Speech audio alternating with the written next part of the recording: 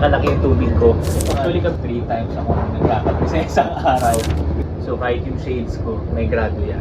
Hello mga kapuso, hello mga kalolong. This is Paul Salas. So nandito tayo ngayon sa taping ng Lolong Season 2. At alam ko, inaabangan nyo na yan. Ano nga ba ang mga taping essentials ko? Ito talagang mga siguro 3 things or 5 things na hindi pwedeng mawala kapag nagtitaping.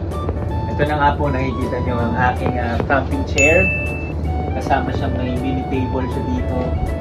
Tumbler, pang kape, syempre, pang pa-energy natin. Siguro mga 3 times ako nagkakape sa isang araw, which is medyo masama. So, hindi masyado gayahin. And bananas, actually. Kasi sa lolo, ma-action kami. So, nandun yung talagang yung muscle pwede mo cramps.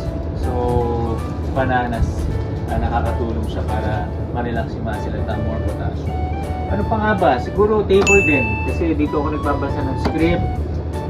Minsan kapag tambay, tulad ngayon, nanonood ng mga videos. Actually, phone and iPad. iPad ko, naiwan ko lang sa car ngayon.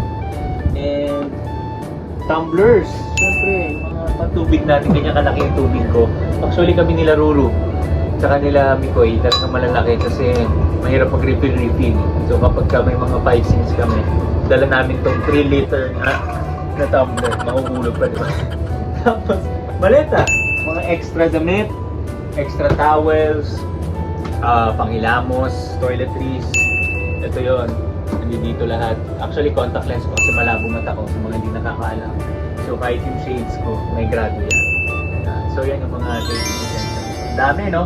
Sabi ko kanina, 3, 4, 5 lang, pero I think ito yung mga top 10.